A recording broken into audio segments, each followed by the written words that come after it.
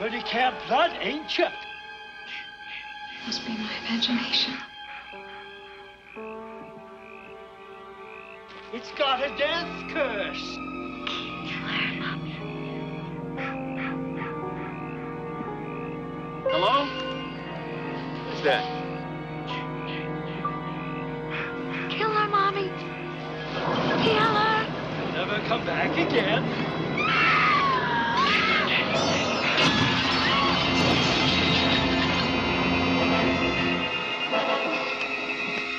And he's still there. In the early 70s, I made a horror film with Wes Craven called Last House on the Left, which had some notoriety and some success initially. But as a byproduct, both Wes and I got reputations as being people that would produce really disgusting stuff and cheap. You know? So if you wanted puke in a bucket and cheap, you know, call Sean and Wes. Finally, I got to do some kids' films in the late 70s. I did a Bad News Bears kind of rip-off film called Here Come the Tigers. And after we did that, we had this notion of doing sort of a soccer movie. Well, at that point, everybody was saying what America really needs now is a good family film. So Sean and I set out, and he got the funding, and God love him, we made 2 wonderful family films. And once again, America had lied. It did not want to see good family films. Evidently, America wanted to see Halloween. Because in 1979, Halloween was absolutely raking in the box office dollars. I was playing around with titles, and one of the titles that just came into my head at the time was Friday the 13th. And out of frustration, I said, Friday the 13th. Christ, if I had a picture called Friday the 13th, I could sell that. He said to me, I'm going to make the scariest picture ever made. It's going to be called Friday the 13th. So, and I said, well, who am I to question? And I went to school basically on the movie Halloween, saw it once, figured out what a good horror film would need. First of all, you have to start with a prior evil, something that happened a long time ago that was really bad. Then you have to have a group of adolescents, or slightly post-adolescents, who are in an environment in which they cannot be helped by adults. The other thing I learned from Halloween is that if you make love, you get killed. So I had to figure out a way to do that. We took out this ad in Variety that said, Friday the 13th, the most terrifying film ever made, was a great big block letters crashing through a mirror. He was very open about the fact that he was definitely going to make people sit up and watch this movie. Ta-da! Sean and I talked about all the possible places that it could be, and I came up with a summer camp. How far is it to Camp Crystal Lake? They have to watch themselves be thinned out one by one. I had some theater owners from Boston who had invested initially in Last House on the Left, and they came in for a meaningful chunk. With all of that stuff in hand, suddenly I was able to raise the money to make a picture called Friday the 13th. To my way of thinking, Friday the 13th was very much like, hey, kids, we're going to make a movie. Do your best, all right? Very fortunate to run into Barry Moss in New York, worked with Julie Hughes, and they were primarily theatrical casting agents, but they were able to help us cast the movie. As soon as I think they were associated with it, it brought it up a notch. Every actor and actress that was under 21 was trying to get an audition. The cast of Friday the 13th, to me, seemed to be just a bunch of kids that were looking for their first break. You think you're gonna last all summer? I don't know if I'm gonna last all week. I was trying to make the break from commercials into television, into film. So you would do anything and everything you could to get some kind of role on a film, and I actually danced for about 4 weeks on Saturday Night Fever. For me to actually get this without a theatrical agent was pretty amazing. I mean, those things just don't happen, you know? I was a Burger King girl the year before. One of the things that Barry Moss brought was Harry Crosby, who, as it turns out, was Bing Crosby's son. Kevin Bacon was in our movie. It's gonna storm. You can tear down that valley like a son of a gun. I know for Kevin Bacon, it was like his 4th. He'd already done Animal House. He was a kid from New York trying to figure out how to make it happen. You're going to Camp Blood, ain't you? When we were doing the setup for the movie, we hired this guy named Walt Gorney. The function of Crazy Ralph is to set the tone for this horrible geographic area. You're doomed if you stay here. We cast nobody that wasn't willing to go out and get dirty and have special effects applied to them and just accept it on faith we're going to go out and do all this stuff, but I swear to God, it's going to be okay. But when you've had a dream as long as I have, you'll do anything. Everybody was young and overacting. Terribly overacting, everybody. Hey, wasn't that the road up for Camp Crystal Lake back there? We shot this picture in a tiny little town in New Jersey called Blairstown. We shot completely below the radar out at a Boy Scout camp. Camp Nobi Bosco, that's what it was, which stands for North Bergen Boy Scouts. Camp Blood. They're opening that place again? We had to wait for the Boy Scouts to all go home and go back to school before we were able to come in, make a contribution to the Boy Scouts, and camp out there basically for 3 weeks or 4 weeks while we shot the movie. Steve, cabin B's all ready.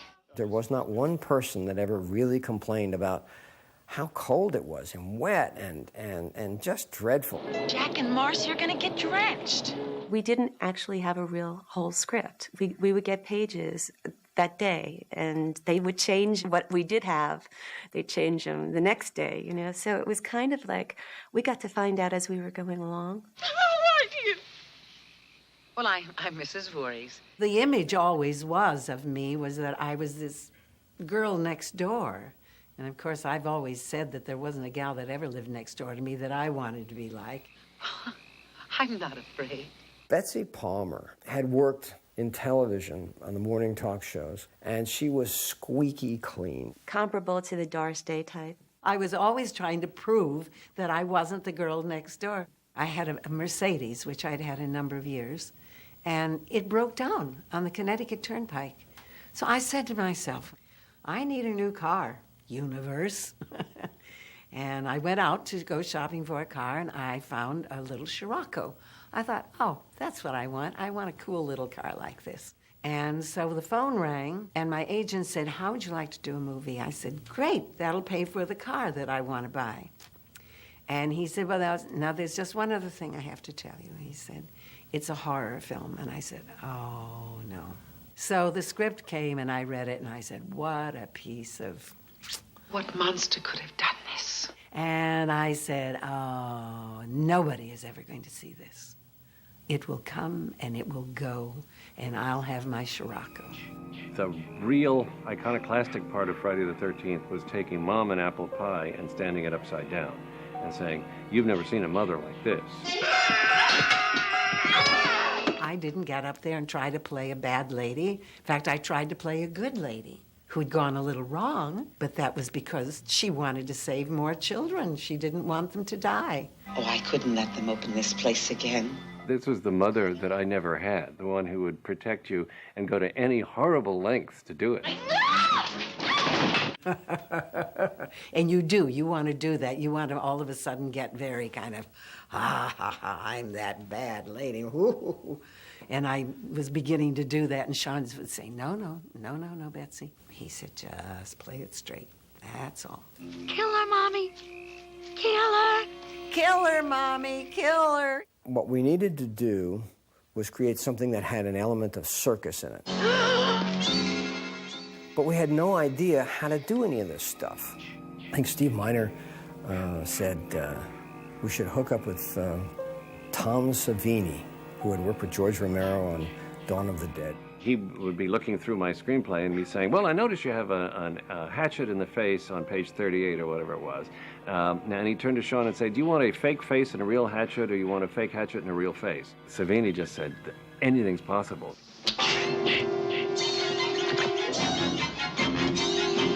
It was a highly technical special effect that literally they could only shoot once. I mean, when that arrow comes through and the blood squirts up, and Tom Savini is underneath the cot, and he's squirting blood into this tube with this plunger so that it can come up through the fake rubber chest. After the shot, Sean says, cut, and everybody applauds, and Tom Savini comes out from underneath the bed covered in blood, and it's sheep's blood, and it's going like this, and it's just awful.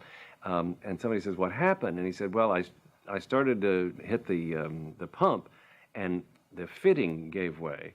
So blood was going all over the place, so he had to literally blow on the pipe to make the blood come up through the arrow and then look like Kevin Bacon was squirting all over the place. If you're going to sit there and blow sheep's blood up through a tube in Kevin Bacon's alleged chest, you're giving a lot. And then, of course, you get the one shot with the hatchet in the face, which is, of course, the styrofoam hatchet glued onto the real face. And that was the other thing about it. You waited for the next one to happen. It's about the build-up to the tension. It's about the don't go in there. It's about, oh, don't go in there. Can I help you? One of the most memorable aspects is the music. It's iconographic now. It's that tss, tss, tss, ha, ha, ha, shh, shh, shh, shh, ha, ha, ha, ha, ha. People come up to me, oh, you did. And everybody thinks it's cha-cha-cha. I'm like, cha-cha-cha? What are you talking about? I got this idea from the picture. There's a close-up of Betsy Palmer's mouth. Get her, Mommy. Get her. Kill her. The mouth is going, kill her, Mommy. Kill her, Mommy. So I got the wacky idea to take kill her, Mommy, the first two letters of kill, K-I, and ma, M-A. And then there was a gizmo we had called an echoplex, which we were using a lot in the film. Kill her, Mommy. Kill her. I went to the microphone, and I don't know why, but I just went, and it went, then I went, and whoa, I went, that's pretty spooky. And so I think it's obviously a success because everybody remembers it. It was really important that we rehearsed those scenes because we were really using pokers, and really using frying pans. They were not props. I mean, they were props, but they were real props. There was one moment when I was supposed to smack Adrian, give her in the face. And on stage, of course, you do. And you're careful. You cup your hand and you get it along the jawbone so you don't break them, their jaw. And when we actually came to blows, I got a real smash across the face. Oh, Sean! She fell to the ground. I said, did I hurt you? She said, oh. He said, what is it? I said, we were just rehearsing the scene. And I said, you hit somebody when you're going to on stage. He said, no, Betsy. You don't hit anybody in the films. I remember after I had the fight on the beach where I lost my head. How in the world can we do this? Chop somebody's head off and make it look as if it actually happened. That night he made my mock-up of my head. Straws up my nose, all this gunk and goop going down my face. He was baking Betsy Palmer's head in the oven. It's like it was so bizarre. You wind up building up her shoulders and put the false head on top of it. I know that Tommy Savini wielded the machete, but it's amazing how real that looks. Ooh. It was really disgusting. And we were at the last penultimate draft, and Sean said, Victor, we need a chair jumper for the end.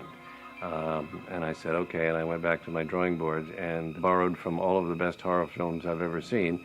And so we have the dream sequence with Adrian King floating around in that rowboat, and then the hand coming out of the water, and it's Jason. The ghost story is over, so you can turn on the lights. So Dawn comes up, and she's on this beautiful placid lake. When the kid comes up out of the bottom of the lake, he comes up musically at a point where it's also unexpected. Then you had the audience. The part of Jason, we wound up hiring Ari Lehman. He came out and did it. We were both so cold and freezing. They had the heaters there, and they had towels as soon as we came out. And we did it a few times. And I'm going, Sean, are you sure we want to do this again? He goes, we're going to get it. We're going to get it right. Don't worry about it. This is it. But I certainly did not suggest in that scene that he was hydrocephalic or deformed in any way. Tommy Savini showed me this Polaroid, and I didn't have my glasses on at that night. And I said, now who is this? He said, oh, that's your son, Jason. I said, why does he look so strange? He said, oh, he's a mongoloid. I said, what? I said, that wasn't in the script. He said, no, but they thought he didn't look weird enough, so we were making him up. Because of the nature of the nightmare ending, and because Sean had Tom Savini on board as such a fabulous makeup artist, they turned him into sort of a monstrous-looking cretin. I mean, he just looked awful. We had screenings for ourselves, but then we had the first screening that I recall for Paramount. And if you recall the ending, when that head pops up, I swear people just jumped out of it. And I think that's the thing that sold it. And the next thing I know, Paramount has bought the movie and is going to do this massive release in all these theaters. And I'm going, wow. Warner Brothers took foreign distribution, Paramount took domestic. At that point, Frank Mancuso was running distribution for Paramount. And he made a choice to take this no-star independent film, release it nationally with a national budget, and see what happens. And the notion of doing an independent film that would ever be released nationally had never occurred. The opening night on Broadway, it was just packed. It was packed. What are all these people going to see this movie? Do they know what they're going to see? And I guess they did, you know. Man, they jumped every single time something happened. There were real screams.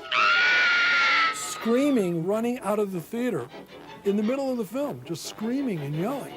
Come on, you guys. The best part of watching Friday the 13th in theaters, and I was watching the audience say, don't go in there.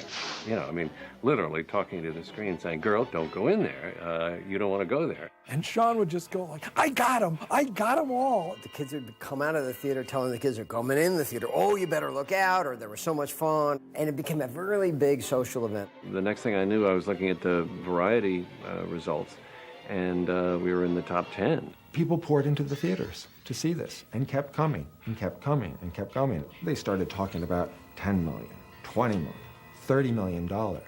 When the film was released, by and large, it was dismissed by the critics as being exploitative and just not really worthy of attention. The critics universally hated it.